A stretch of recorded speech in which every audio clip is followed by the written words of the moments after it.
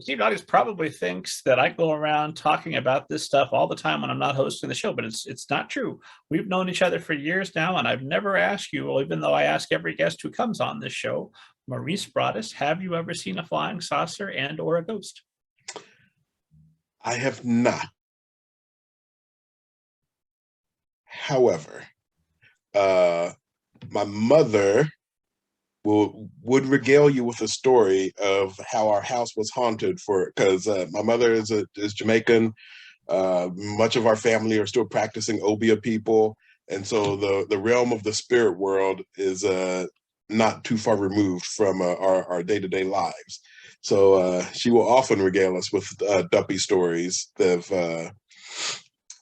former family members who hung around to provide wisdom and guidance for us, or frankly just annoy us. So I personally have not seen one, but she would give you lots of testimony to their antics and activities around the house. So you would have grown up hearing these stories then? Oh yeah. In fact, the story that I spoke about that got published in Weird Tales magazine, it's all about that one in particular is about a character that a creature called the Rolling Calf. So, I mean, probably the hardware was already there. The whatever it is that makes us who we are. These horror writers in Indianapolis who also love middle grade. It's a select club, but how wonderful it is.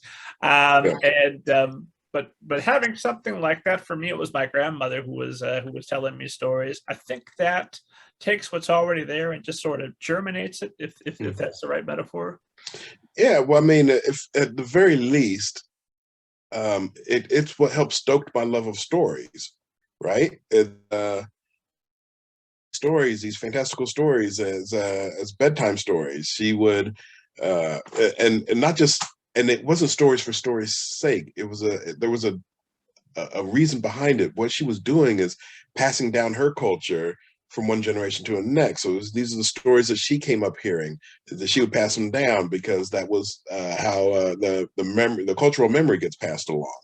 So there was a great intentionality behind the stories that got told. And so, I grew up, even though I didn't appreciate it when I was younger, but I was being steeped in stories at that time. And of course, that's going to come back and play a part of a young creative's life.